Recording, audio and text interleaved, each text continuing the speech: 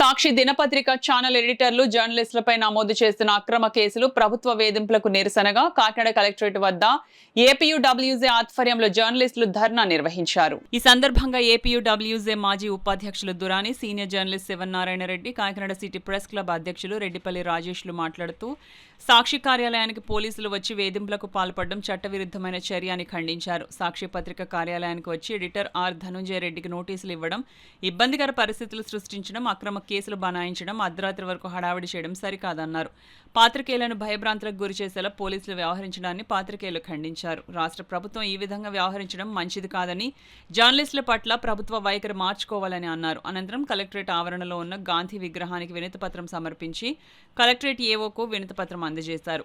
ఈ కార్యక్రమంలో సాక్షి ఉమ్మడి జిల్లా in charge L Srinivas, APUWJ Kakinada అధ్యక్షులు అంజిబాబు, ఉపాధ్యక్షులు Veedhi Gopinath, Gona Suresh Kumar, Kakinada city press club secretary Mohan, Kakinada print and electronic media జర్నలిస్టులు తదితరులు పాల్గొన్నారు. పత్రికలపైన కానీ పాత్రికేయులపైన కానీ జరుగుతున్న దాడులు మాత్రం నిజంగా సమాజానికి చాలా సిగ్గుపడాల్సిన విషయంగానే చెప్పుకోవాలి.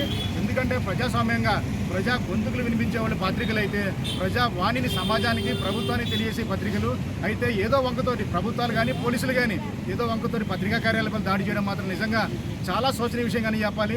సాక్షి కార్యాలయంపై జరుగుతున్న దాడులు కూడా ఇదే కోవకు చెందినవి. ఎందుకంటే రాజకీయాలు వేరు, ఈ విధంగా పత్రికలపైన వేధింపులు పాల్పడే తీరు వేరు. అందుచేత ఎప్పటికైనా ప్రభుత్వం, ముఖ్యంగా మన ముఖ్యమంత్రి నారా చంద్రబాబు నాయుడు గారు, లోకేష్ గారు, ఉప ముఖ్యమంత్రి పవన్ కళ్యాణ్, వీళ్ళు ముగ్గురు పత్రికలు కానీ ఇచ్చే గౌరవం మాత్రం చాలా బేసిక్గా ఉంటుందన్నది ఎటువంటి సందేహం లేదు.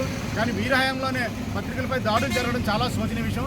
ఇప్పటికైనా సరే ఈ రాజకీయాలుగా చూసుకుంటూ పత్రికలను వదిలేస్తే తప్పించి ఈ రాజకీయ వేధింపులు ఆగకపోతే పత్రికల పైన ఎటువంటి ఉద్యమానికైనా వెనకాడేది లేదని పత్రికల తరపున ప్రభుత్వాన్ని తెలియపరుస్తున్నారు.